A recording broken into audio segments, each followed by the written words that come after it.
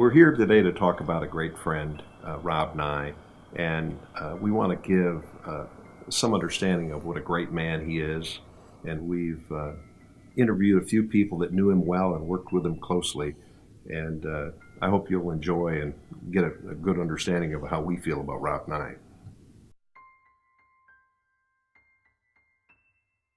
Here with me is Guy Fortney, Jennifer DeAngelis, and Bonnie Lair, and we practiced with Rob Nigh for the last 16 years until he left to go to the public defender's office. And we all have our incredibly beautiful memories of him and who he was as a person and a lawyer, and we'd like to share some of that with you. Bonnie, could you give us some insights on Rob Nigh? Well, my stories about Rob Nigh have nothing with him about being a lawyer. It was all after work. A year or two after he joined our firm, he came to me with this idea about putting a basketball goal out in our parking lot, and I thought it was a great idea. We went to Clark and spoke to Clark about it. He says, yeah, put it up. So after that, springs, summers, and falls, we spent after work time playing basketball. I remember 5:30 came and I'd hear dribbling out in front of my office. I'd look up and I'd see Rob Nigh in his Thunder jersey and his used KDs, and he said, Montel, it's time, let's go. So we'd go out there, and during the summer times, we were joined by neighborhood kids. But a few years after we started doing that, I remember he started bringing his two boys, Joseph and Ryan, and he'd bring them out there, and it was the best time. It's some of the best 2 hours we spend after work. Yeah, when we look at Rob and think of him as a father, as a friend, and as a lawyer, it's an incredible man. Rob was an incredible writer and wordsmith, communicator, not just in the legal realm, but one of the things that he did here at the firm that we all looked forward to was our birthday celebrations. We didn't do them every month. We did them when somebody had a birthday. And what Rob would do was he would create lyrics individual to that person with every birthday, every year, and they would never be the same.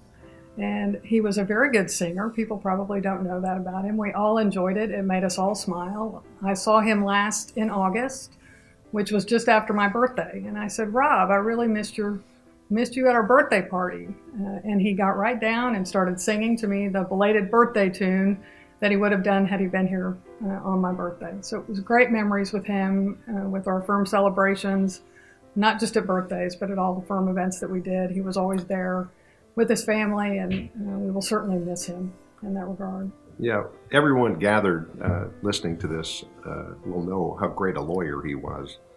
He was unbelievable, but he was a guy that always prepared and always was ready to walk in that courtroom. But before all that preparation, he was an incredible listener to his clients and to the lawyers working with him. That's one of the greatest things about Rob. Not only was he a fearless defender, but he was a patient, calm listener and would evaluate cases and counsel clients in a way that I've never seen anyone better. You know, I would echo that. He came to us really with a reputation already. Rob Nigh, extraordinary criminal defense lawyer representing Timothy McVeigh, an extraordinary career before he ever got here. And yet, when you interacted with Rob, there wasn't any ego there. He just wanted to make sure that you were doing the very best for your client and that you were giving a good representation to whatever issue it was that was before you. And I tried to think back a little bit about anything that Rob, taught me as a lawyer. And I really couldn't think of many statements that he gave me or much advice. It was almost all through example. And he just provided a tremendous example of how to represent an individual, to be a stalwart advocate for them. And the thing I remember most about Rob Nigh is walking into the courtroom with him. Everybody recognized the presence that he had and responded to it. And your reputation as an attorney, all boats rose when you walked in the room with him. He was just an incredible advocate and an extraordinary individual. One thing I can say is when Rob came here, we had a great friendship before, and then after he came here, it just deepened. Our styles were quite different, and sometimes I would be somewhat aggressive, even to the point where we both thought maybe I was a little over-aggressive. But he always commented, "I've got your back." I met Rob Nigh when I was in high school. I was on a summer league softball team. Rob Nigh was a new member of the County Public Defender's Office. That's where I met Rob. He was young, energetic, a lawyer, somebody that a high school kid looked up to. And at that time, I was so happy to know Rob Nigh. It was just neat to know somebody like Rob Nigh. I later graduated law school and became a prosecutor. I had the privilege of trying cases against Rob Nigh. Every time I tried a case against Rob Nigh, I walked out of the courtroom feeling proud to know Rob Nigh. He made you better just being around him. He made you better for having to be in a courtroom with him and having to try cases against him. I even had the experience of trying a death penalty case with Rob Nigh. There were two clients. They were tried together. One was represented by Rob Nigh and one was not. One of them received a death sentence and one did not, and as everyone would imagine, it was Rob's client that did not. He was professional, he was diligent, he was one of the best advocates that I've ever tried a case against, and I remember walking out of that trial after getting a death sentence on one of the defendants. It's a moment of such gravity, and I remember how proud I was to know Rob Nigh and to have been a part of that experience. I feel so fortunate to have known and worked with Rob. I loved and admired him for his commitment to defend the most vulnerable population in our community, which ultimately provided hope to so many. He demanded fairness. He was certainly freely outspoken, and he valued every life. He beautifully balanced compassion with unwavering tenacity. And I extend unending gratitude for his support and collaboration, particularly on behalf of women who are entangled in our criminal justice system. I will miss him. The story I have about Rob is that he was in 5th grade and I was in 6th grade, and we had met playing on the same Little League football team at the YMCA in Enid. One day we had a practice, and back in those days you had to supply your own helmet. And I had purchased a used Enid Plainsman helmet, and I decided that I would paint it green. So I had painted the helmet green, but I didn't let it dry.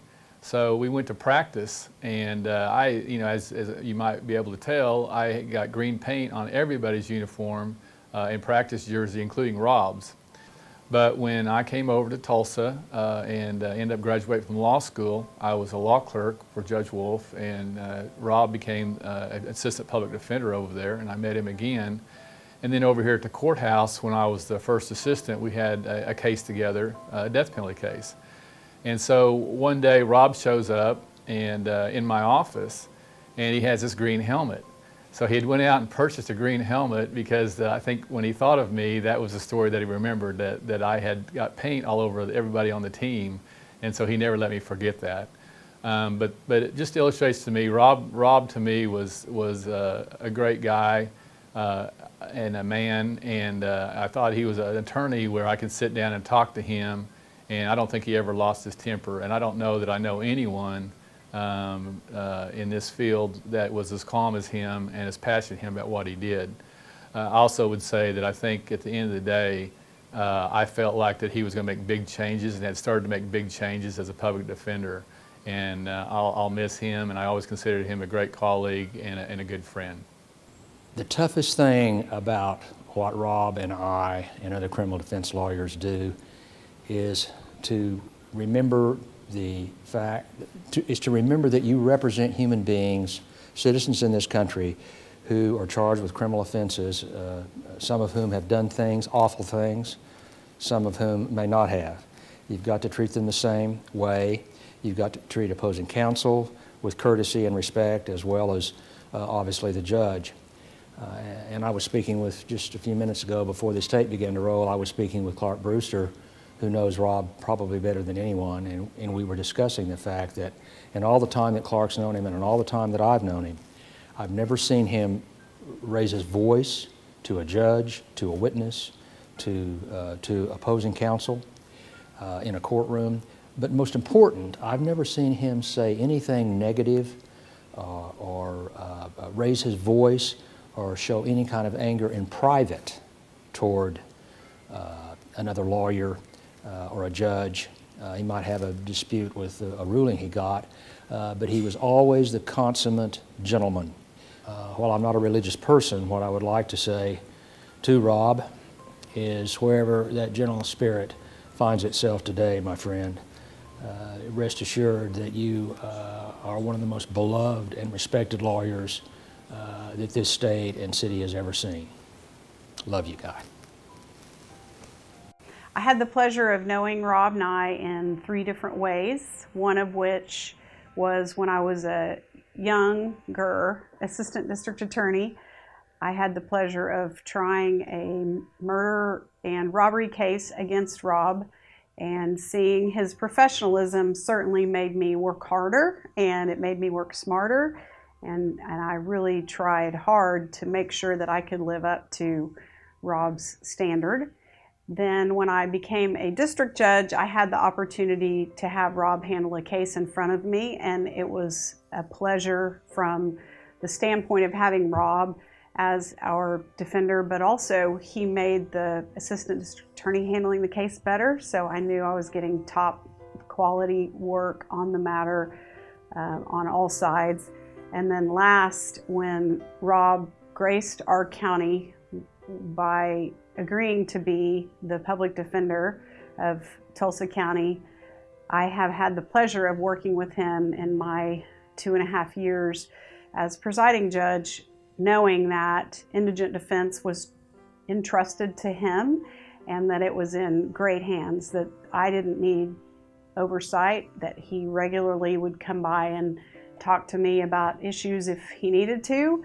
I knew if he came and told my clerk that he really needed to talk to me, that it was important, because Rob did not take lightly things, and if he needed to talk to me about something light, he usually reached out to me in an email. Rob's work ethic and professionalism were really unmatched when it comes to trying a case against Rob, having Rob handle a matter in front of me, and having Rob as our public defender. He did more to preserve and improve indigent defense in Tulsa County than really any lawyer I can think of. He brought the office forward almost a century, because he was able to achieve some grants and things. And the last thing that Rob did was, I personally called the Veterans Treatment Court docket. He and I had conversations about the importance of veterans in our community, and he was instrumental in writing a grant to achieve or to gain funds from the Oklahoma Bar Foundation to help veterans in our community. And we just received word last week that that grant has been given to the public defender, and I'm thrilled because it was Rob's. He started it, and we'll get to see it to completion. So, I remember when Rob and I came to the office in December of 2014, and I, like everybody else in the office, knew about Rob Nigh, the lawyer. We knew about his reputation, the huge cases that he had been on, and we were all so excited about the level of practice that we knew he would bring to the office. But I didn't know much about Rob Nigh, the man, and was privileged to get to know him over the short 2.5 years that he spent at the office. And I think that when I think about that, I think about one of the first things that he brought into the office. I don't know if it's something that he had had for a long time, that he knew about for a long time, or something that he had learned about when he came here. But he had this inverted triangle, that he drew. I think he drew it up on the smart board. We still have it up on the 3rd floor office, where it reminded us all about why we're here and what the most important thing was about what we do. And that was the client. The client was at the top of this inverted triangle, and that's what covered almost everything of what we do. And below that would be office staff and the staff attorneys, and at the very bottom would be Rob Nigh, Chief Public Defender. And I don't know when he did this. It must have been at one point in the hallway. He just took a look at it and he wrote, "Now get to work, damn it!"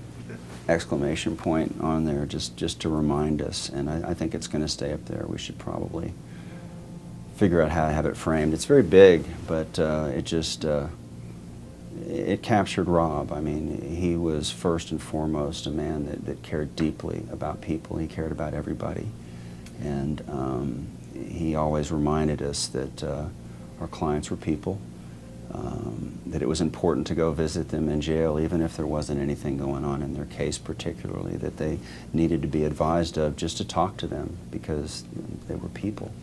And I'll never forget that, and you know, always remember. So one morning, Rob called me and asked if I could come to his office and talk to him. He hadn't been interim public defender for very long, so I was pretty sure he was going to tell me that he was going back to private practice. So we sit down and Rob starts sharing with me what he'd learned, some of the challenges in his offices, both structurally and culturally and financially. And then he turned to me and said, and that's why I've decided to become the public defender. I think I can make a real difference. And I jumped up and screamed, and I think I startled him, or I know I startled him, and he smiled and laughed, and I was so happy. And he did make a real difference. He transformed that office. He inspired everyone in it and around him, and he did everything right. He became a champion and gave a voice to thousands of men and women who'd been ignored. And his changes to the office will continue. He was an extraordinary human being, and I am grateful, so grateful to. I've known Rob Nigh in 3 capacities. One as a private lawyer, one as a state public defender, and one as a federal public defender. And having done all 3 of them myself, and having witnessed others that have done the same thing, my feeling about Rob Nigh is that in those 3 fields of the law, there is no more dedicated person that I've ever met. And what struck me the most about him was the intensity and the dedication he had to the practice of law. He came along at the right time for the public defender's office. It was in a downward spiral. He pulled it out of the hole and set it back in the right direction. And having been the first public defender in Tulsa County in 1973, I can really appreciate what he did for us in resurrecting the county public defender's office and put it back where it belonged on top.